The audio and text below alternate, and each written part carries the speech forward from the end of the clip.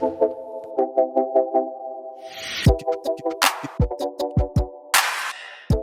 what's up, everybody? It's Jeff Grammer with the Albuquerque Journal, and this is episode 120 now of the Talking Grammar podcast. Glad you're here, glad you're listening, glad you're watching. However you're here, it's much appreciated that you are.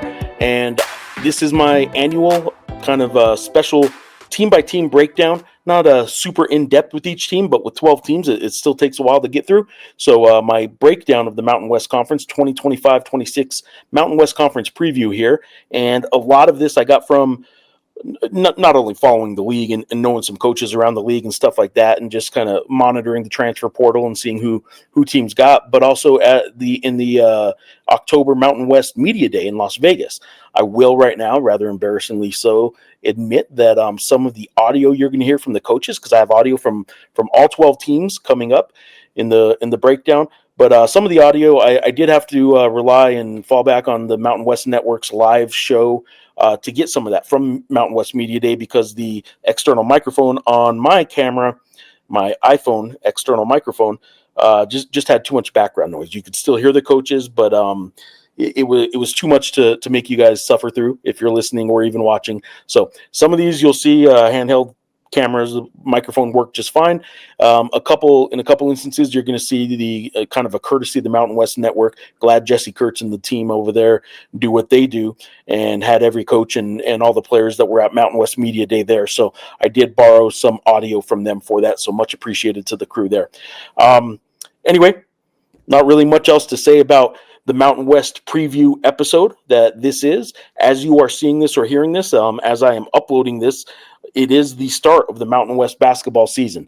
Season starts on Monday, November the 3rd, and that is when I am uploading this edition of the Talking Grammar podcast. So 8 teams in action on Monday, a couple more Tuesday, and unmlobos, I know, are in action for the first time this season under Eric Olin, first-time head coach of the Lobos, on Wednesday night. They get their season tipped off then. So before I do that, I want to do my usual ask, and that's just if you could help support local journalism by subscribing to the Albuquerque Journal. I ask you to do so. abqjournal.com/subscribe is how you could get either a print or digital or both editions of the Journal, and that'll give you all our coverage that comes out daily, not only sports, but obviously news, politics, entertainment, all that kind of stuff. A lot of good business coverage as well. All that stuff daily in the both print and digital editions. But by doing so, and by subscribing to the Albuquerque Journal and helping local journalism, it helps podcasts like this, and it helps the Albuquerque Journal continue to be the only local media,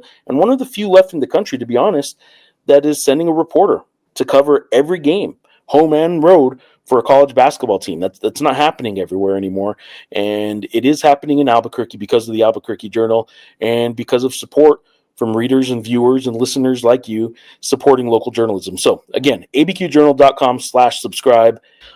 That's my usual ask. Now let's jump right into the 2025-26 preseason Mountain West poll. 26 votes, all first place votes.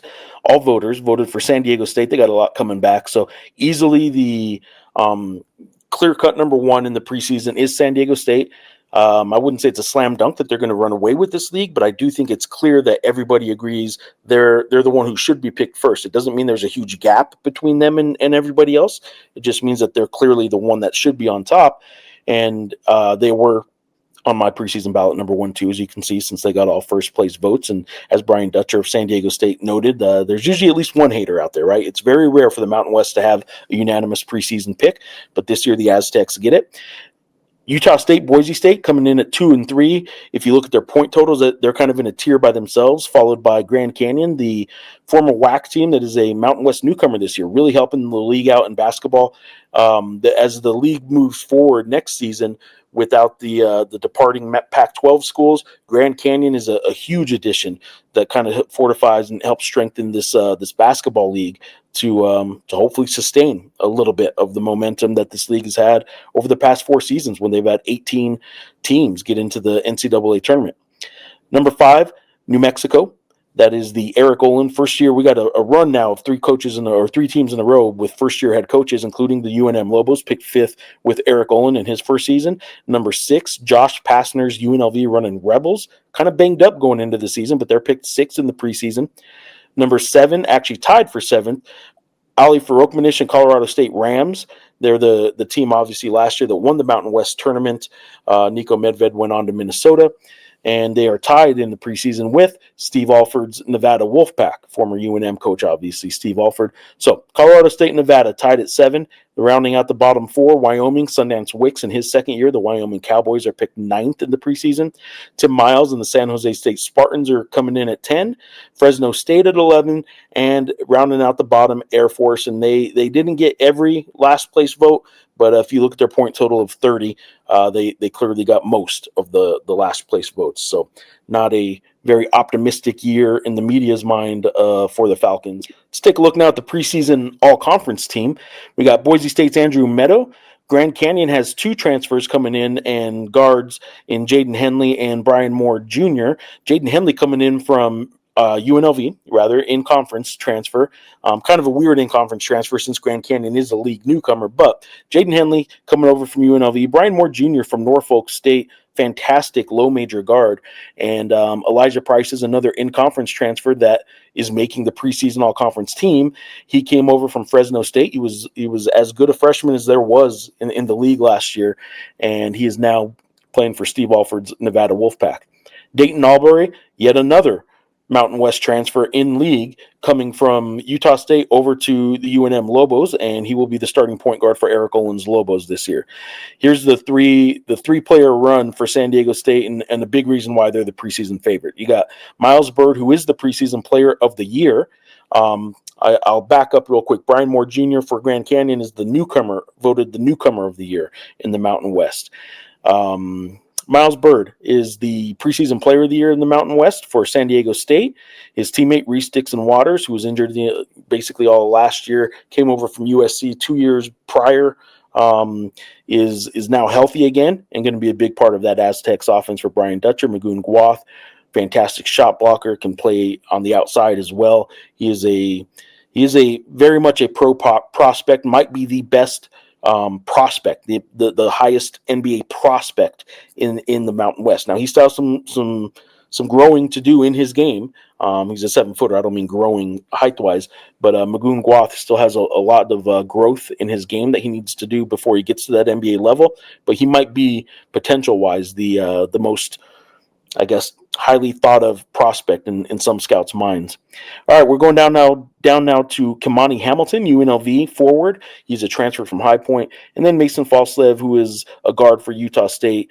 I imagine they don't put vote totals on the player awards, but I'm guessing Mason Falslev got a whole lot of the preseason player of the year votes that Miles Bird did not. Let's get to it now. Going to do a breakdown alphabetically of the 2025-26 Mountain West Conference, starting with the Air Force Falcons and finishing up with the Wyoming Cowboys. And I hope you guys enjoyed this episode, my annual Mountain West basketball preview. All right, kicking things off is the Air Force Falcons. We're doing this list alphabetically. That is certainly not the projected order of finish, which had Air Force picked 12th in the 12-team league. They finished 11th in the 11-team league last year. And Joe Scott has one of the toughest college basketball jobs in the country. The service academies in this transfer portal era, as I wrote about in the Albuquerque Journal a week or so ago, just it's a killer. Not only can players just leave at any time and go to another school, which, by the way, I'm fine with. Player movement and player rights and player empowerment, I'm okay with. That's not the problem in general. But at Air Force, where there is no transfer portal in, it's only an exit door. You cannot transfer into an academy, into a service academy. Air is only an exit door there. So they lose players, and their only hope is to get a new freshman to come in the next year and replace a player. So who's Air Force losing this year?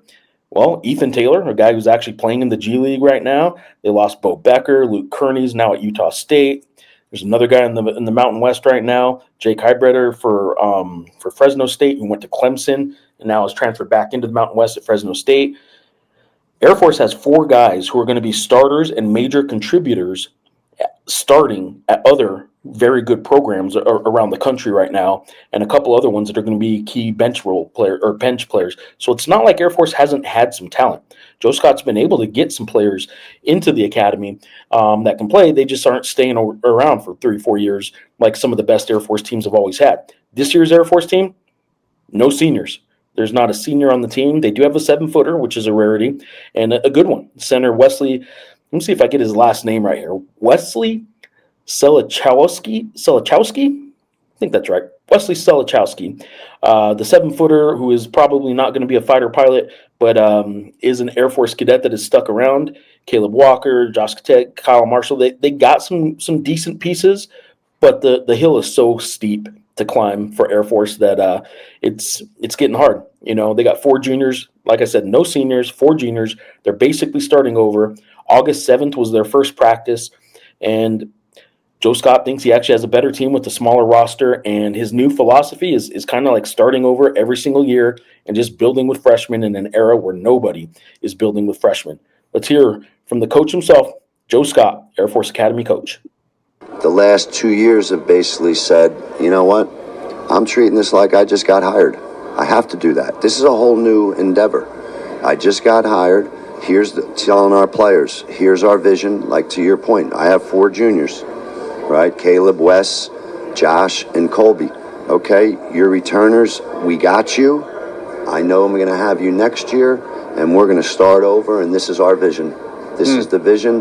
This is the ideology, right? You're going to know it. You're going to know why. Here's the standards. These standards support making that vision become a reality. That's why you have those standards. You're going to know what they are, and you're going to internalize them and live them every day. And I basically have to build a new team almost every year too, like every other team in this league. Yep. And that's what I've done. And you know what? I see a better team. We have a smaller roster. I just think it's really making for a better team. I know we are better, right? I don't know what that's going to mean record-wise.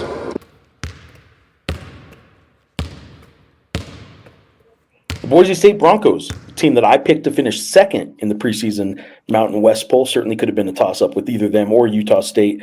They were picked third in the overall preseason Mountain West poll, with Utah State getting that second spot. Of course, San Diego State is the preseason favorite unanimously. So, but Leon Rice is, whether you love him or hate him, and I know there are some Lobo fans that through the years have grown to really think of Leon Rice as that opposing coach that they just love to hate.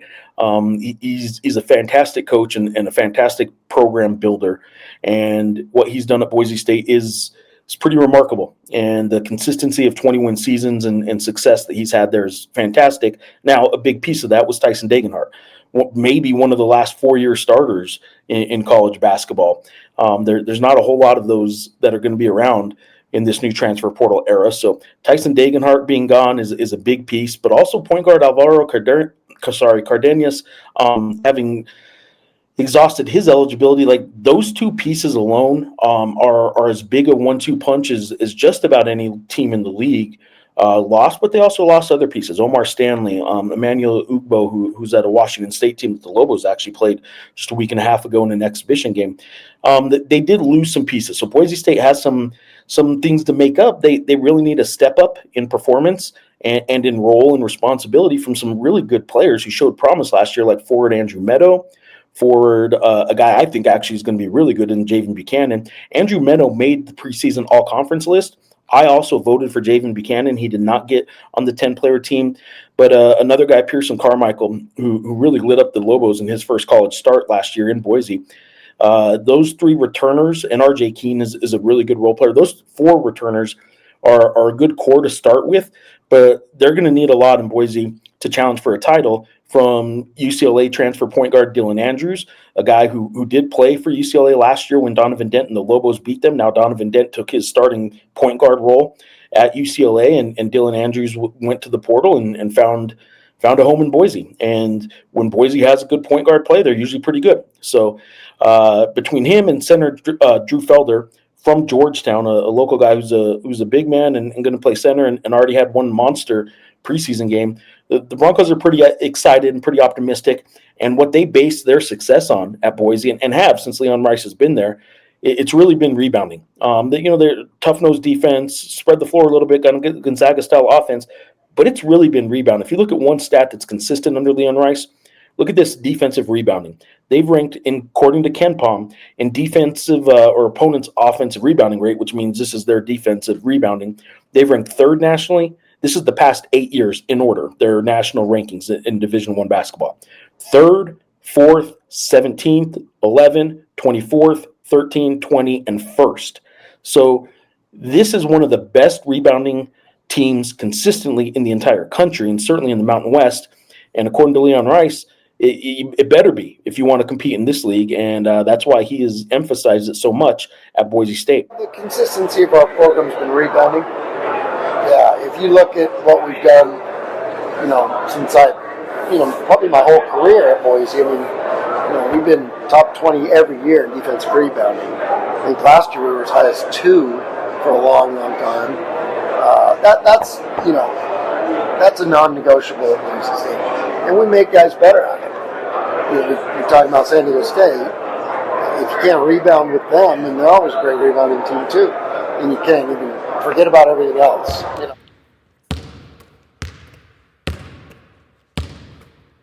Colorado State Rams, a team that was as hot as anybody in the Mountain West at the end of last season, made it to the second round of the NCAA tournament under head coach Nico Medved and certainly led by superstar Nate Clifford, who's in the NBA right now. They won the Mountain West tournament, could not catch the Lobos, who won the Mountain West championship last year in the regular season. The Colorado State and Nico Medved were a very they were a fantastic program over the past several years, and what they've done a really good job of is sort of finding guys that were overlooked or didn't really get the chance or the opportunity or just didn't fit somewhere else, and grooming them into becoming stars for the Rams. And one of those guys you could say was assistant coach Ali Farokhmanesh, who had a chance to leave but liked the fit and liked the program and the culture so much under Nico Medved that when Nico left and took the job at Minnesota in the Big Ten, Ali Farokhmanesh was the no-brainer hire at Colorado State, and he's now getting his first head coaching job, and he's hoping that maybe the Rams find another way along the lines of overlooked in recruiting Isaiah Stevens, David Roddy, and Nate Clifford, who transferred from Colorado. The Rams also lose a star in Kyan Evans, guard, Jalen Lake, a guard that they lost. And what they're adding this year is hopefully a guy in Kerry Booth that's kind of fits that next mold of somebody who obviously had the talent. It wasn't that nobody thought he had talent when he was at Notre Dame and when he was at Illinois, but he's a guy that I just think maybe didn't find the right fit. And that's certainly what the Rams are hoping for, and that's what Ali Farokhmanesh, a guy who knows Eric Olin, UNM's coach, well, and kind of has similar philosophy to him. Spread the floor, play a much more modern style of offense, and he's right now, Ali is hoping that Kerry Booth, and he's a guy, by the way, I had on Talking Grammar podcast earlier this summer. You should catch that episode 114. But he is a guy that while he's going to have his own imprint on the program that isn't all Nico Medved,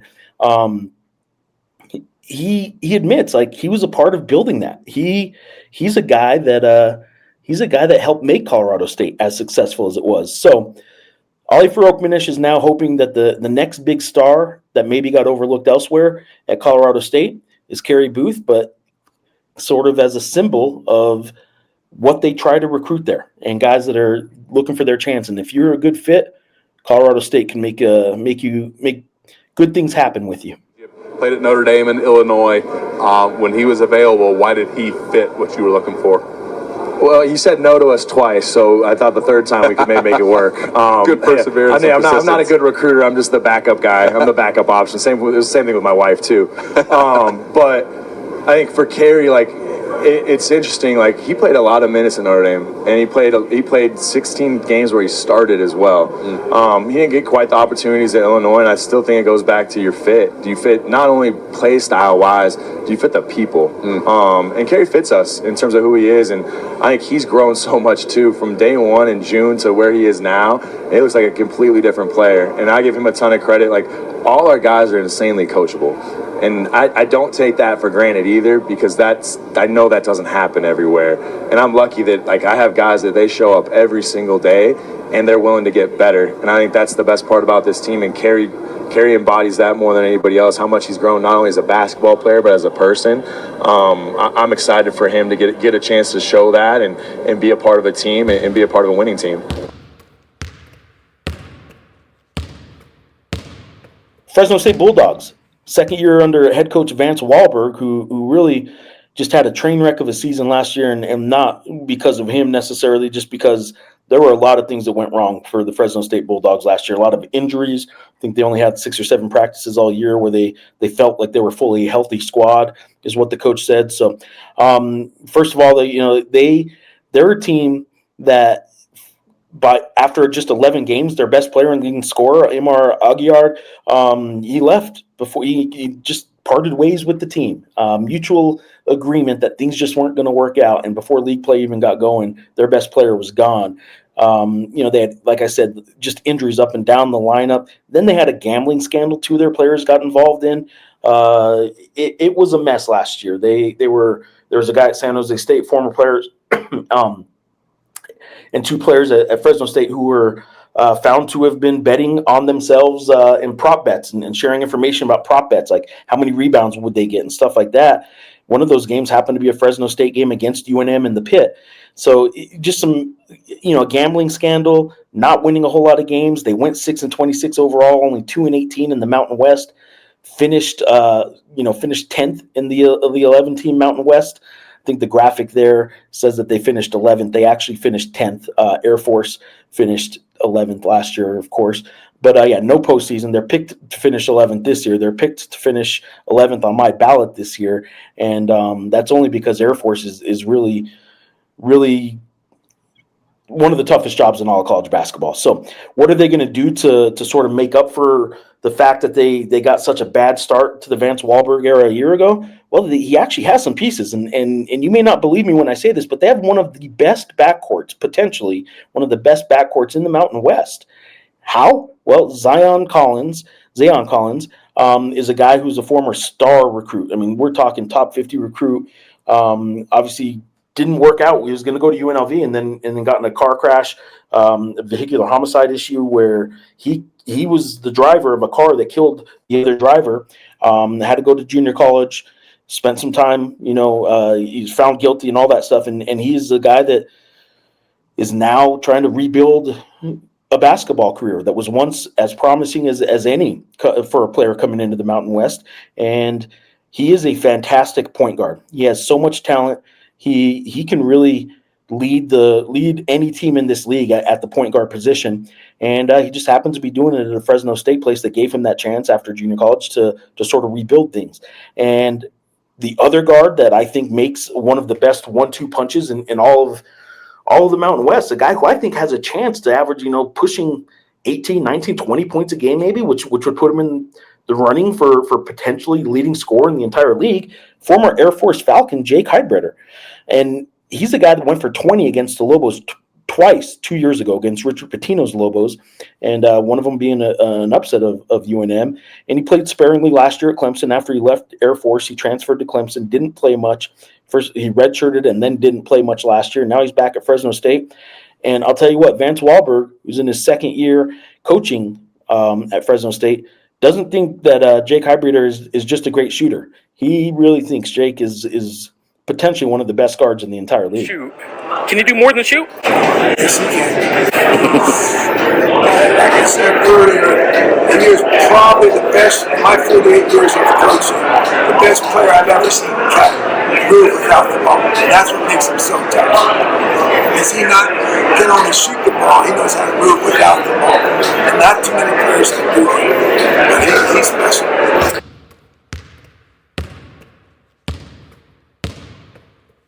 All right, here we go. The league newcomer, Grand Canyon, the Lopes out of Phoenix. Surprised that they joined the league a year earlier than originally anticipated. They were originally supposed to join next year, but with the 5 departing schools for the Pac-12 that are leaving the league, Grand Canyon was kind of in a state of flux. They were going to join the West Coast Conference. Then that league wasn't exactly what they thought they were getting into because of the loss of Gonzaga going to the Pac-12. Grand Canyon then that jumped to the Mountain West a year early, and it makes this league a better basketball league. It just does. And Bryce Drew has been coaching them now. He's in his 6th year coaching the Lopes, and they've averaged 26 wins a season the last 4.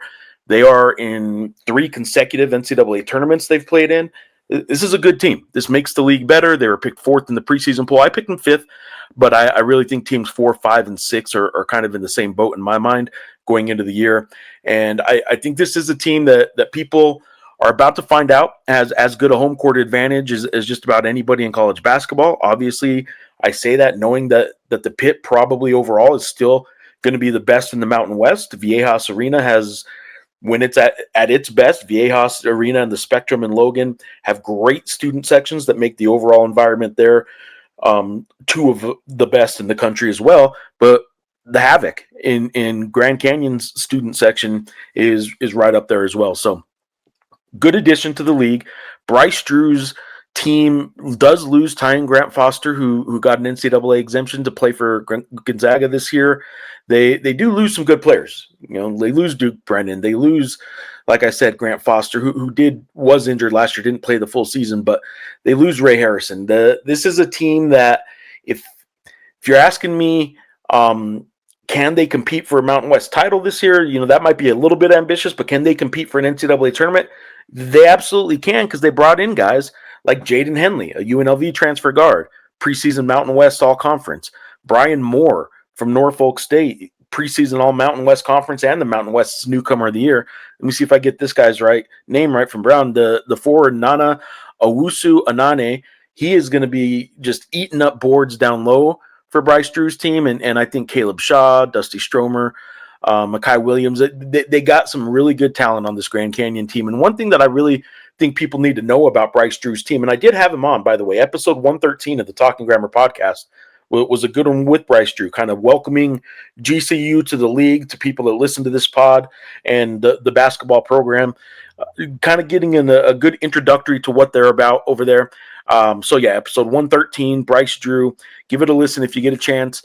And what I think they've been really good at, they're better on defense than they are on offense, just a little bit. They're good on both sides of the ball, but his teams have generally been a little better on defense. But what I really like is how he allows his players to really attack the rim and get to the free throw line. If you look at some of his recent teams' rankings in terms of free throw rate, last year they ranked 8th in Division I out of 364 teams. They were number 8 with the 43.6% free throw rate. They were number 3 in the country 2 years ago when they were a 12 seed in the Mountain West tournament, made it to the second round. They actually won an NCAA tournament game 2 years ago. And they were a team that led by Ty Grant Foster, who 2 years ago was the WAC player of the year. And then last year he did have the injury, but he's a guy that had well over 200 free throw attempts. In fact, he had 282 free throw attempts 2 years ago. Last year, even in just 25 games, he had about 180, and then they had 4 other guys between 96 and 120. This is an offense that's going to get to the rim, and they got 2 guys that they added this year in Jaden Henley, the guard from UNLV, and Brian Moore Jr., the Norfolk State guard, that are attack the rim, draw foul kind of guys. Those 2 guys, Moore last year, drew 5.0 fouls per 40 minutes. Henley was at 4.3. Both of those numbers, you can expect to be pushing 6 this year with the way Grand Canyon gets to the free throw line. And that was something I kind of wanted to talk to Bryce a little bit about at Mountain West Media Day. Again, there's some background noise here that I apologize for.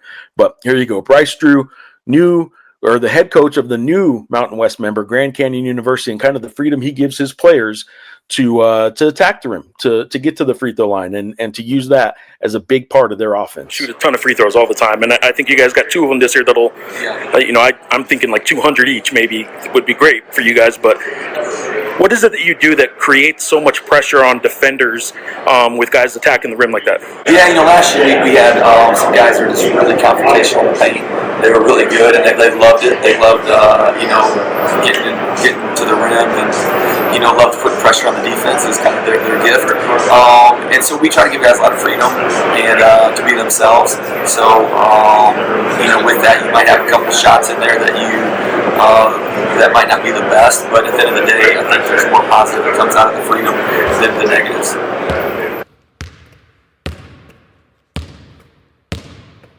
The Nevada Wolfpack, Steve Alford's team. He's actually going into year 7. The former UNM coach who coached 6 seasons at the University of New Mexico, 6 very successful. Some say the best 6-year stretch in program history.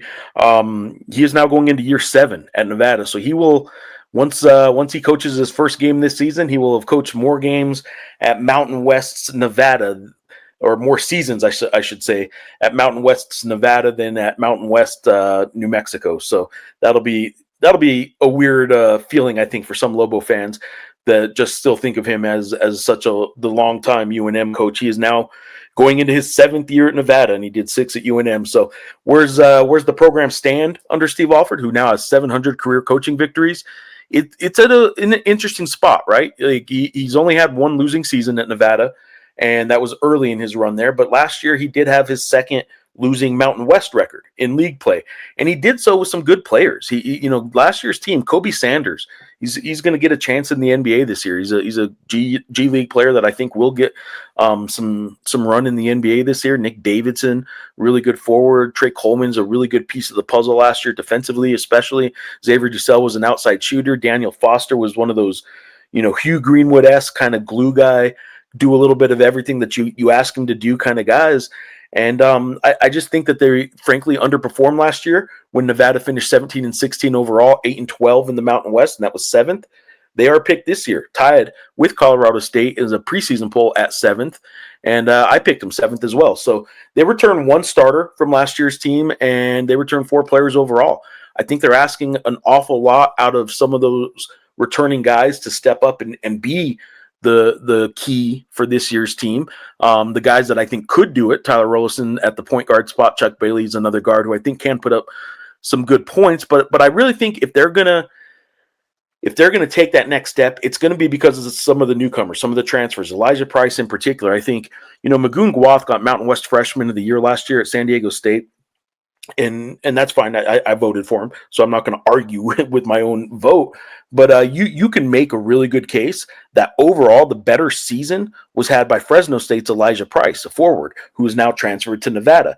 Magoon Guath, because of the injury he had and didn't finish out the year, and because he showed in glimpses brilliance, but sometimes maybe didn't always have the stat line that warranted freshman year. Like, you could argue Elijah Price had the better freshman year last year than did Magoon Guath, who won the Mountain West Freshman of the Year. Point being, Elijah Price is a really good player. I think he's going to be the key to Nevada's success this year, although Center Joel Armatrading, hope I said that right, don't know if I did, is going to be a big piece as well. So I think I do think Steve Alford has a really good chance to be a really good team again this year. But I thought that last year too, frankly, and they only finished 7th. So I think they're coming off a disappointing year, a kind of another, hey, let's prove it kind of year, and we'll see what they do. I do think the loss of Nick Davidson's really going to hurt with rebounding, but that's what Elijah Price does. So we'll see how they rebound from that. But here we go. Former UNM coach Steve Alford now going into his 7th season as Nevada's head coach. Let's hear from him. Taking care of the ball and producing turnovers out of our defense, 1, and then 2, board play. Yeah. I think we've had a really hard emphasis on offensive board play as well as eliminating the offensive board play of opponents. So those are the 2 things that we're paying a lot of attention to. I will ask real quick, because Eric, do you know Eric? Have you guys crossed paths at all? Yeah, he was. We played him a couple of years ago up in Nevada. So does a great job. Great guy. Great staff. Good young coach that I've always loved watching him do things. And when he was at Nevada, I loved what his teams did, and we followed him. Kind of always follow guys when they play against us in the non-conference. We end up following those type of people and teams, see how they do. So it's been a lot of fun seeing what he did at UC San Diego, and obviously get an opportunity in New Mexico.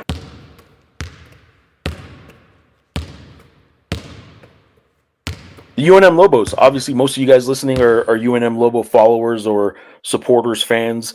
That is my primary beat, covering the UNM Lobos for the Albuquerque Journal, and I'm lucky to have that beat. It's been a long 14 years in terms of ups and downs. It started at a high with some Steve Alford years, started going downhill with the decline in the program with the Craig Neal and the Paul Weir era, and then the rebuild of the last 4 years with Richard Pitino getting back to the NCAA tournament. They were first getting back to the NIT and ending a decade-long postseason drought.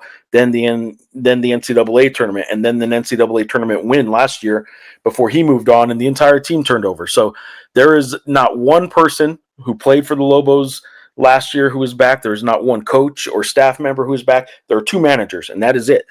There's not a trainer. There's not a strength coach. not the operations director, the office in the office, nothing.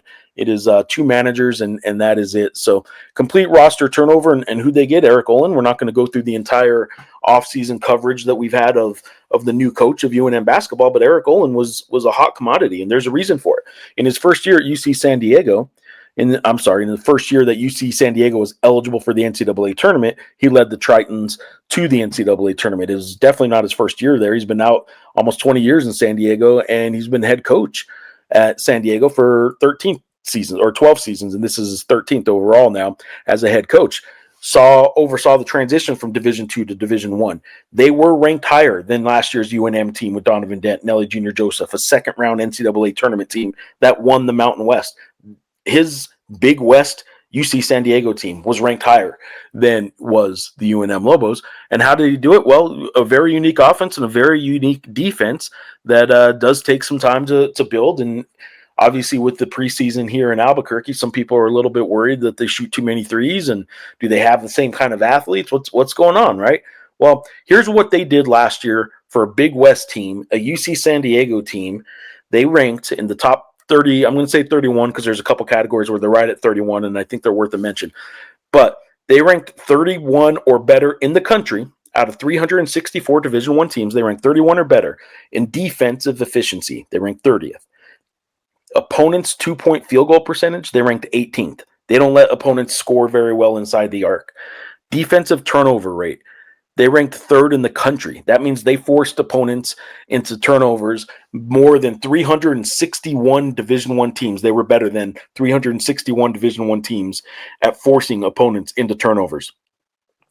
Offensively, they ranked 31st in effective field goal percentage. They ranked 31st in their own 2-point field goal percentage, scoring inside the arc, or actually converting inside the arc. I shouldn't say scoring, because obviously they take a very high percentage of their shots from three-point range, where they ranked 8th in three-point attempt rate. And they were in the 98th percentile in the number of three-point shots they take compared to 2-point shots in the entire country. They ranked 5th in offensive turnover rate. So while they ranked 3rd in forcing teams to turn it over, they ranked 5th in not turning it over themselves. All of that leads into really the key in my mind, and in Eric Olin's mind, of what his scheme, what his overall philosophy is.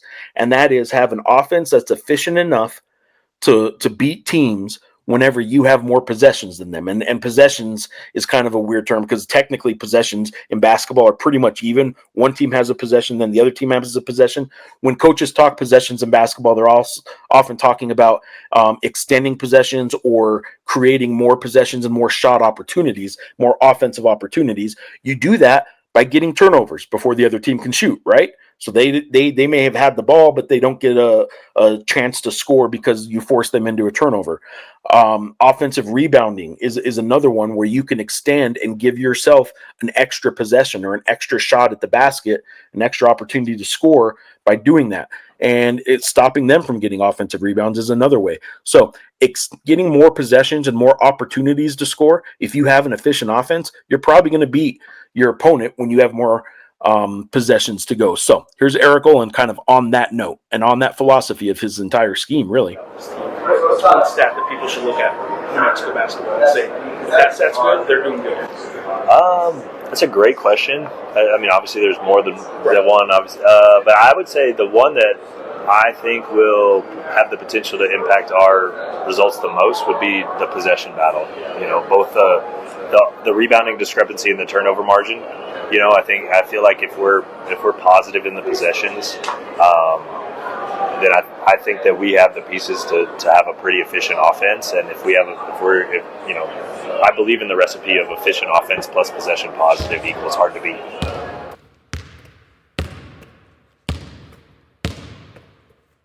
All right, next up, league favorite, unanimous league favorite, San Diego State Aztecs. Brian Dutcher, obviously, he's entering his 9th season now at San Diego State. He's got it rolling.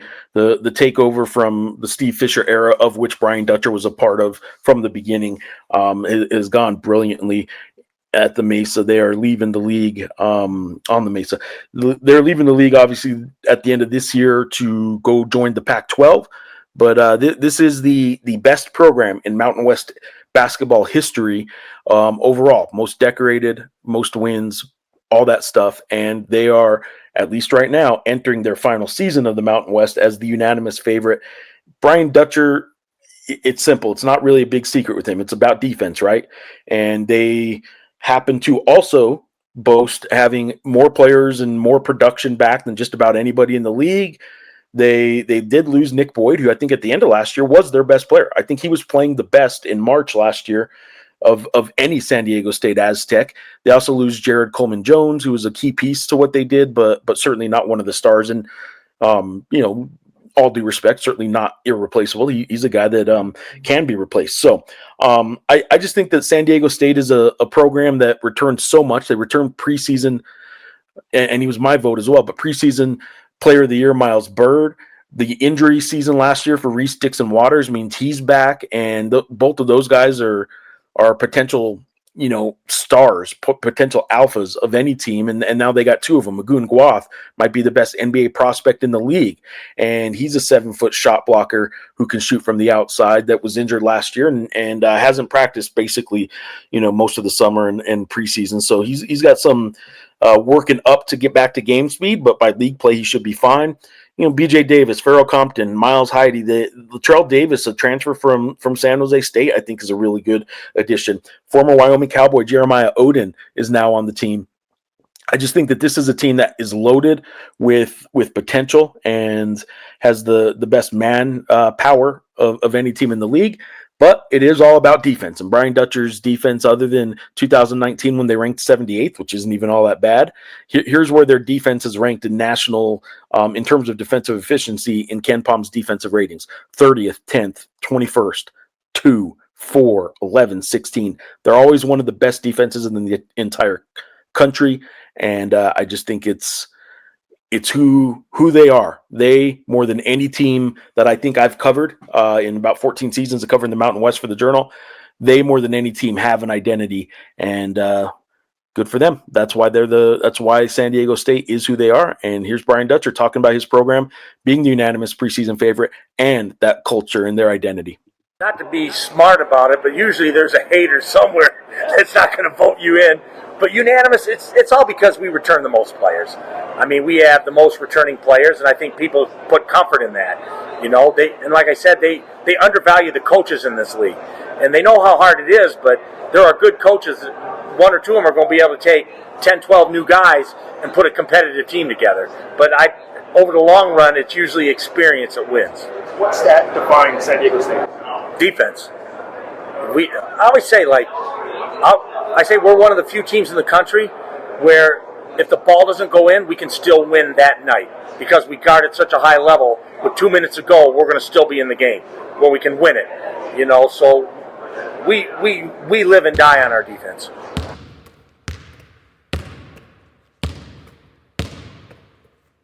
The San Jose State Spartans played in the NIT last year, even though they had a 15-20 record. They are actually in the postseason, or have been in the postseason 2 of the past 3 seasons, and this year are going for a program first 3 and a 4-year span in the postseason.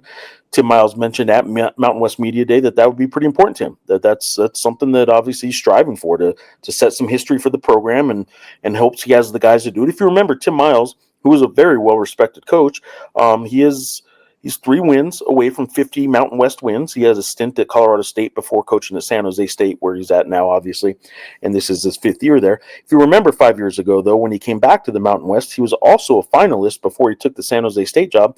He was a finalist at UNM when Richard Pitino got the Lobos job. So Tim Miles has always spoke highly of UNM and the Lobos program, and he now has one of the toughest jobs, however, in the Mountain West. San Jose State basically turns over its roster every year, and he has to reload. He has to find ways to get new guys every year and be competitive.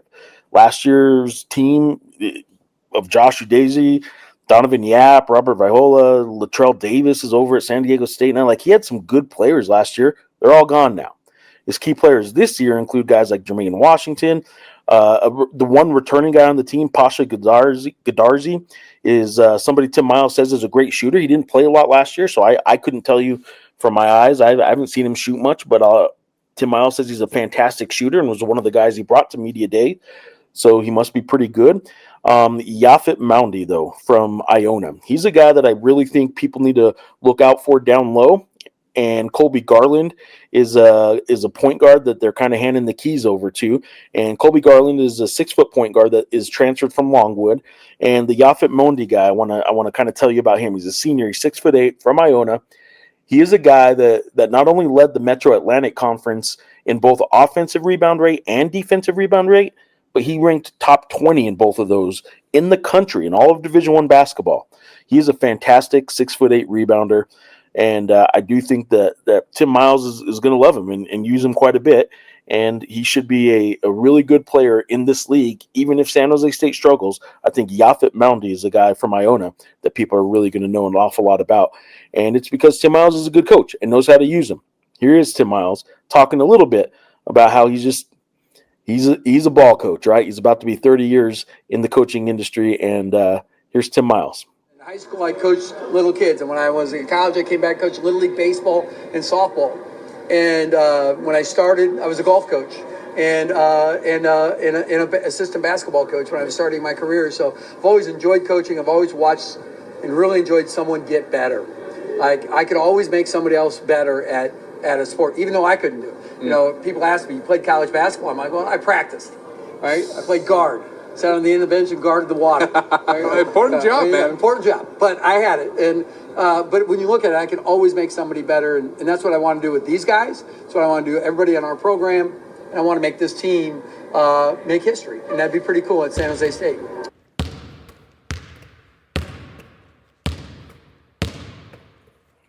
On out of the UNLV Running Rebels, another first-year head coach, and Josh Passner, obviously coming over from the TV booth. He was a studio analyst the last couple of years, but has coached at Georgia Tech and Memphis.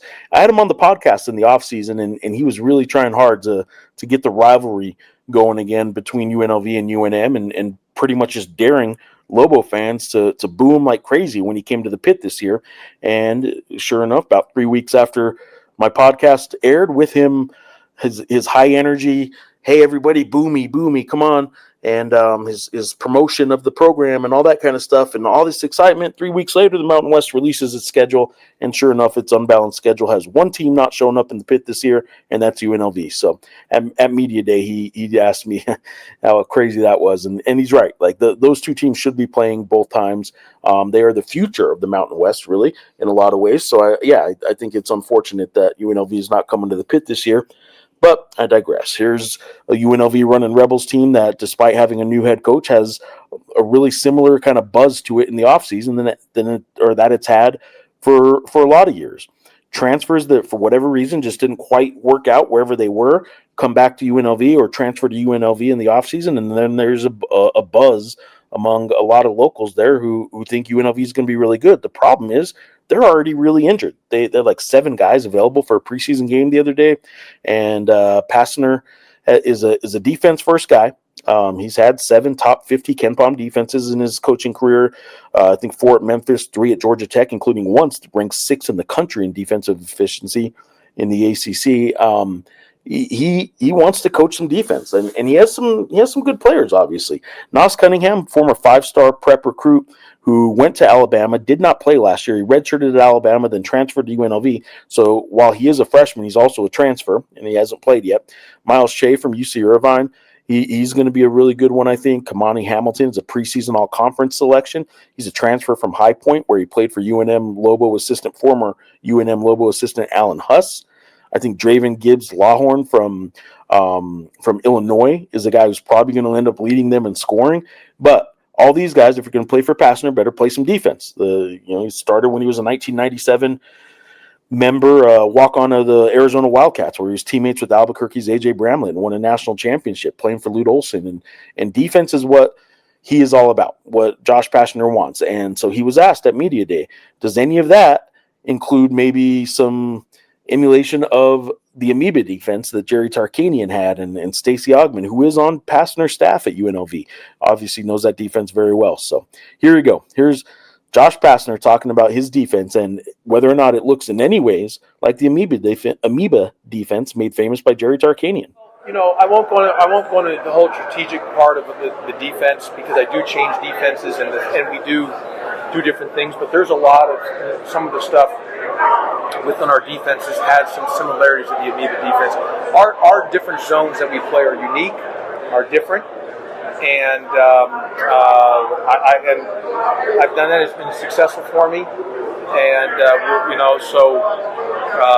but there are components, and I've talked to Stacy about it. And in fact, behind my desk, I have the Jerry Tarkanian Pressure Defense, Amoeba Defense book. I put it right behind my desk. So if I'm ever doing a Zoom interview or anything, you see it right behind my desk. So, but there are a lot of similarities with some of.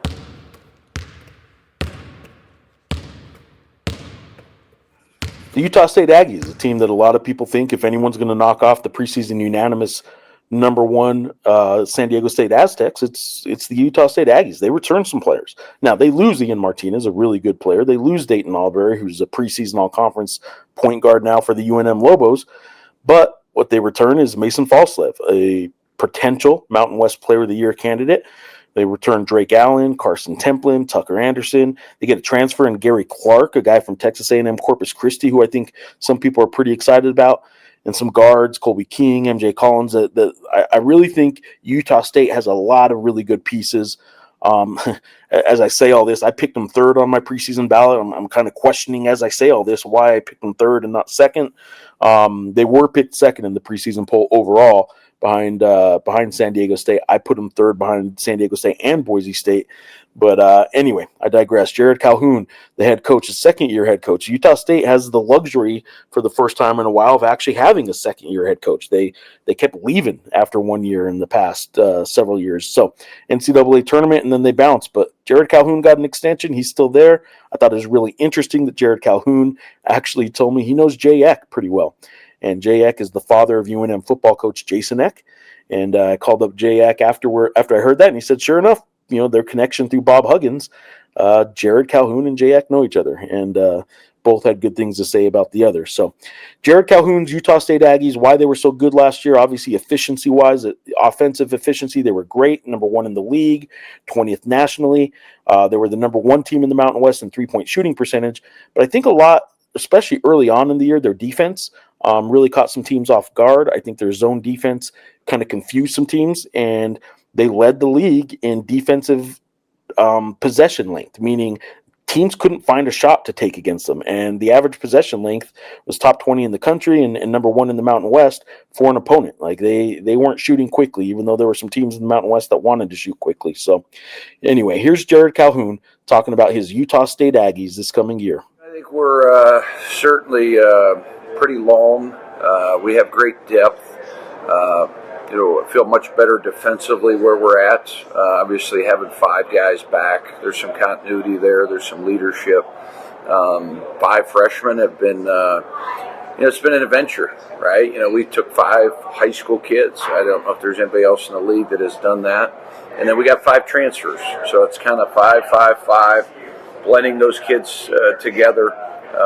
They've done a wonderful job buying into we over me, kind of our, really our standards, bringing excellence every day, competing at a high level. We want to be the best conditioned team in the league. So guys have worked really, really hard.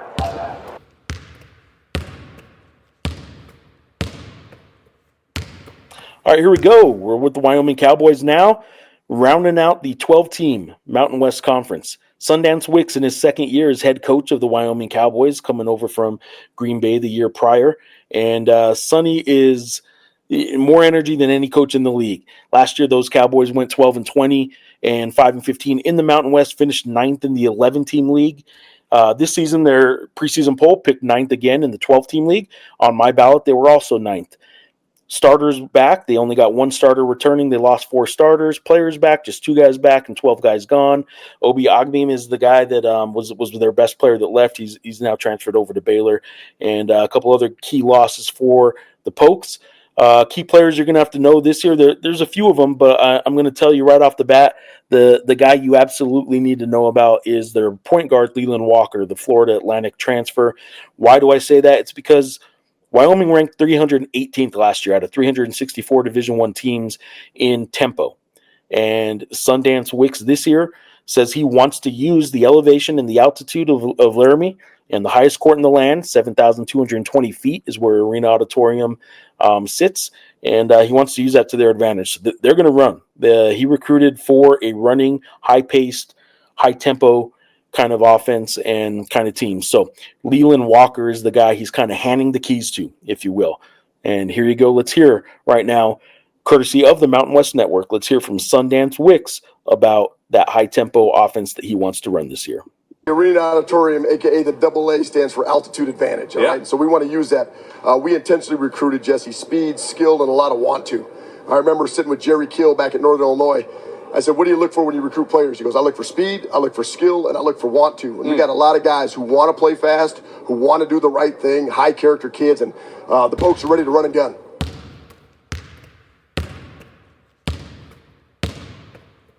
All right, there you go.